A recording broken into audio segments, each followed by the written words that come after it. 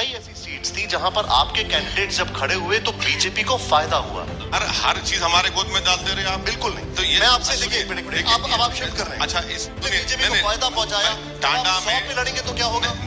अस्सलाम वालेकुम रहमतुल्लाहि व बरकात। अल्लाह के नाम से शुरू जो बड़ा कृपालु और अत्यंत दयावान है। मैं हूं मोहम्मद हफीज अंसारी और आप देख रहे हैं the political. Uttar Pradesh election 2022 में एक बड़े न्यूज मीडिया के प्लेटफॉर्म TV9 भारतवर्ष से एक संदेश भेजा गया कि एमआईएम वोट कटुआ है।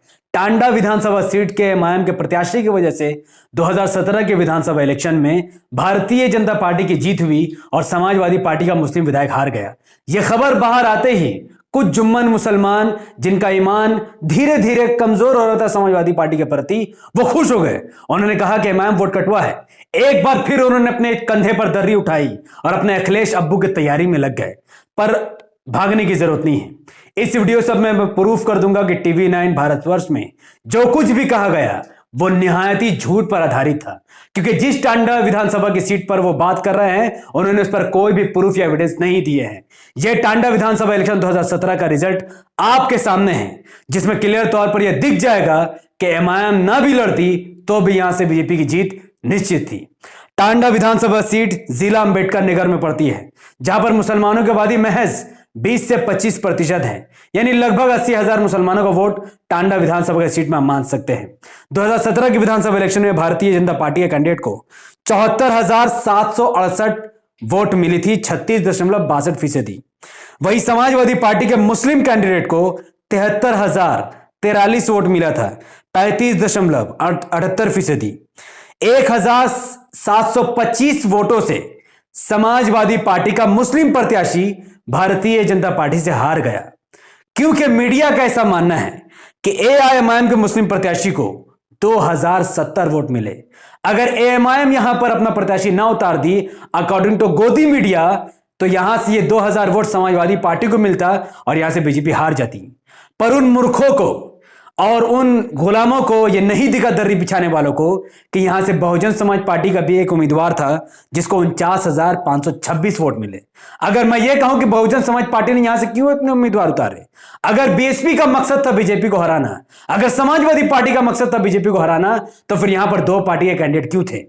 देखा जाए तो करीबन 1.5 लाख मुसलमानों का वोट समाजवादी पार्टी और बहुजन समाज पार्टी में बढ़ गया, जिसकी वजह से भारतीय जनता पार्टी हार गई, जीत गई।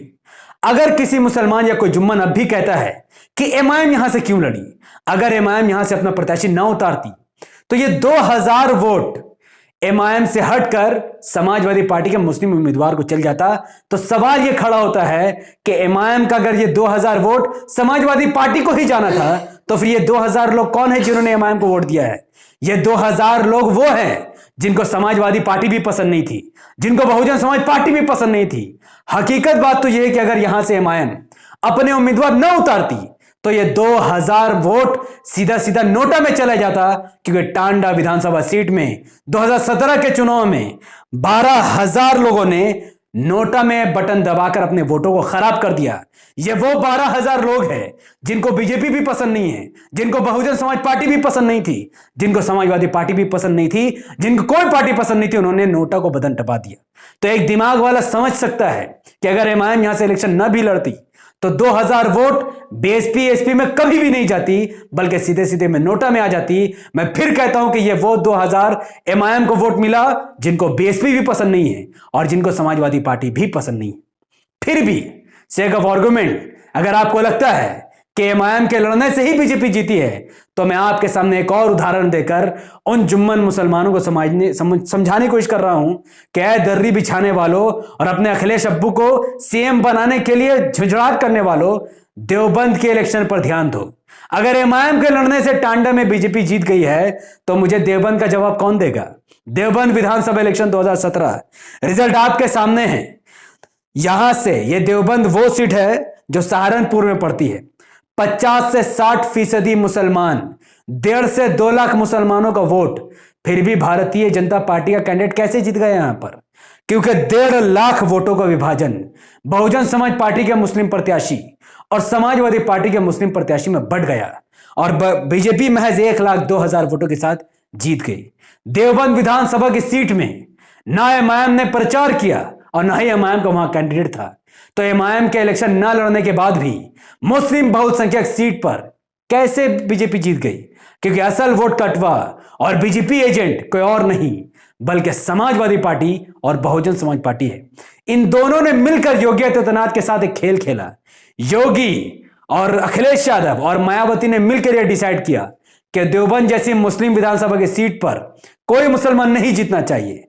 इसीलिए मायावती ने एक मुस्लिम उम्मीदवार उतार दिया और समाजवादी पार्टी ने भी एक मुस्लिम उम्मीदवार उतार दिया और दोनों में 1,50,000 मुसलमानों का वोट एसपी और बीएसपी के मुस्लिम उम्मीदवारों में बढ़ गया, जिसका सीधा फायदा योगी आदित्यनाथ के प्रत्याशी भारतीय जनता पार्टी के हिंदू प्रत्याशी को हुआ और देवबंद जैसे मुस्लिम बहुसंख्यक सीट पर भारतीय जनता पार्टी की जीत हो गई। ये लोग यहां नहीं रुके। 2012 में भी इन लोगों ने ऐसे ही खेल खेला था।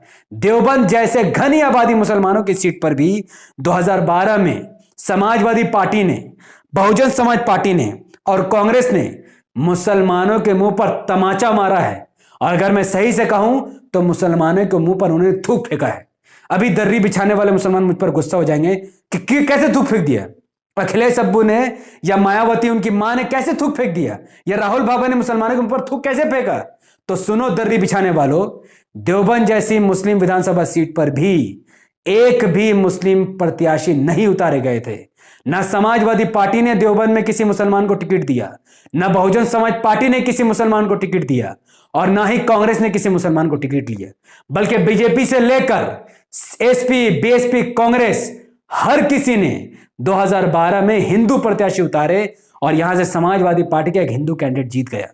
क्योंकि समाजवादी पार्टी बार बार मुसलमानों से कह रही थी कि अगर बीजेपी को हराना है तो यह मत देखो कि कौन हिंदू है कौन मुसलमान, सिर्फ साइकिल छाप पर वोट दबाओ। और देवबंद के बेचारे मुसलमान, उन्होंने समाजवादी पार्टी के एक गैर मुस्लिम प्रत्याशी को जिताकर अपने नसीब को खराब कर दिया, अपने नसीब को बर्बाद कर दिया। आपके दिलों में यह बात उठता होगा कि हम किसे वोट दें। अकबरुद्दीन ओवैसी साहब की एक स्पीच मैं आप तक पहुंचाने के लिए आया हूं। इस वीडियो को अंत तक देखने वाला, चाहे वो दर्री बिछाने वाला हो या समाजवादी पार्टी की गुलामी करने वाला हो, वो समाजवादी पार्टी की गुलामी छोड़ देगा, वो दर्री बिछाना छोड़ देगा। क्योंकि ये लड़ाई भिखारी वर्सेस भाग्यदारी की है, भिखारी वर्सेस गुलामी वर्सेस हिस्सेदारी की है। जहां पर एक आजम खान साहब 20% मुसलमानों का नेतृत्व करने वाला एक नेता प्लेट में खजूर लेकर दो यादव कम्युनिटी के नेता जिनकी आबादी महज 7 से 9% है, उनको खजूर खिला रहे हैं। वही तेलंगाना में एमआईएम की सरकार तक नहीं है, पर तेलंगाना का सीएम असदुद्दीन ओवैसी साहब, जो कि तेलंगाना में माइनॉरिटी है, जिनकी सरकार नहीं है, पर झुककर उन्हें खजूर खिला रहे हैं। यह होती है हिस्सेदारी और इसे कहते हैं गुलामी। अब अकबरुद्दीन ओवैसी साहब की बात सुनिए, उसके बाद मैं अपनी बात को रखूंगा। ये दारुस्सलाम एक ईमान और ईमानदारी की निशानी है। ये इमारतें हमारे दियानतदारी की निशानी है।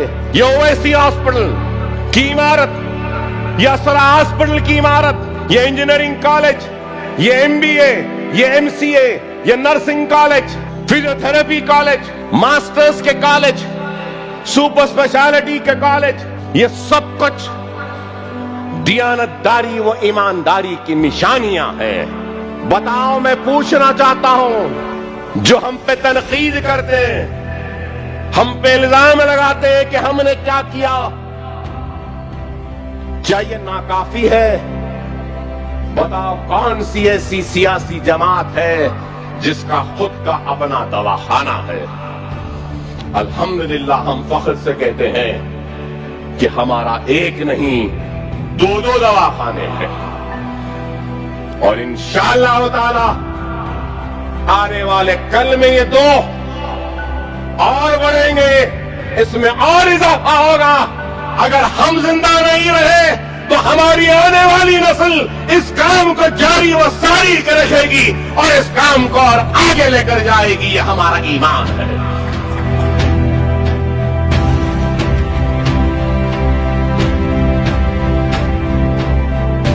तो अब आप सब ने फैसला कर लिया होगा कि आपका वोट सिर्फ और सिर्फ एआईएमआईएम को ही जाएगा। उत्तर प्रदेश विधानसभा इलेक्शन 2022 में एआईएमआईएम और उनके भागीदारी परिवर्तन मोर्चा कुल 403 विधानसभा की सीटों पर अपने उम्मीदवार उतारेगी और सरकार बनते ही डिप्टी सीएम मुसलमान को बनाया जाएगा और सीएम केशव बाबू सिंह कुशवाहा को बनाया जाएगा, जो कि ओबीसी के बड़े नेता माने जाते हैं, और एक दलित भी सीएम बनेगा जो कि वमन मेश्राम साहब इस मोर्चे में हैं। तो अब मुसलमानों को क्या करना है? मुसलमानों को अपना वोट एसपी, बीएसपी, कांग्रेस में विभाजन करके एसपी, बीएसपी, कांग्रेस में वोट को बांटकर, जैसा देवबंद में बीजेपी को फायदा हुआ वैसे ही पूरे यूपी में फायदा नहीं पहुंचाना है, बल्कि अपने पूरे वोट को एसपी, बीएसपी, कांग्रेस से खींचकर बीजेपी को हराने के लिए और डेवलपमेंट के नाम पर सिर्फ और सिर्फ एआईएमआईएम को ही देना है। वक्त बहुत कम है, 10 फरवरी से इलेक्शन स्टार्ट है और काम बहुत ज्यादा है। इस वीडियो को लाखों लोगों तक पहुंचाने की जिम्मेदारी आपकी है। यूट्यूब का एल्गोरिथम कहता है कि जब किसी वीडियो पर लोग लाइक करते हैं, उसके लिंक को व्हाट्सएप, फेसबुक, इंस्टाग्राम पर शेयर करते हैं और वीडियो पर लोग धड़ाधड़ कमेंट करते हैं, यूट्यूब ऐसे वीडियो को लाखों लोगों तक पहुंचा देता है। इस वीडियो को लाइक कीजिए, इसके लिंक को व्हाट्सएप, फेसबुक, इंस्टाग्राम जैसे सोशल मीडिया के बड़े बड़े प्लेटफॉर्म पर शेयर कीजिए। अपनी बातों को कमेंट पर रखिए कि आप और आपके परिवार का वोट उत्तर प्रदेश विधानसभा इलेक्शन 2022 में किस पार्टी को जाएगा और एमआईएम इस बार कितनी सीट जीत सकती है। आप इस वक्त इस वीडियो को कौन सी विधानसभा की सीट से देख रहे हैं, किस जगह से देख रहे हैं? कमेंट पर अपनी प्रतिक्रिया डालकर पूरे कमेंट बॉक्स को भर दीजिए कि कमेंट की पूरी आंधी आ जानी चाहिए, तूफान और बाढ़ आ जाना चाहिए। हमारे YouTube चैनल द पॉलिटिकल को सब्सक्राइब कीजिए, बेल आइकन हिट कीजिए, मुझे अपनी दुआ में याद रखें। अगर आप सब इस वीडियो को हमारे Facebook channel the political news पर देख रहे हैं तो इसे अभी के अभी लाइक कीजिए, फॉलो कीजिए। इस वीडियो को अभी इसी वक्त कम से कम 5 ग्रुप में शेयर कीजिए और एआईएमआईएम के लिए जितना ज्यादा हो सके उतना ज्यादा काम कीजिए, क्योंकि आज उत्तर प्रदेश का बच्चा बच्चा एआईएमआईएम का झंडा लेकर खड़ा है और अपने बुजुर्गों को टीस दे रहा है कि जो गलती आपने की है वो हम भुगत रहे हैं।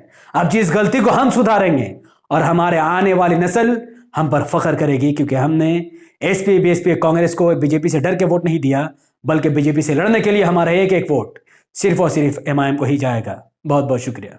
अस्सलाम वालेकुम वरहमतुल्लाहि वबरकात। अल्लाह के सलाम, रहमत बरकात अब तमाम भाइयों और बहनों पर हो। मैं अल्लाह हबीब पीस अपॉन अस।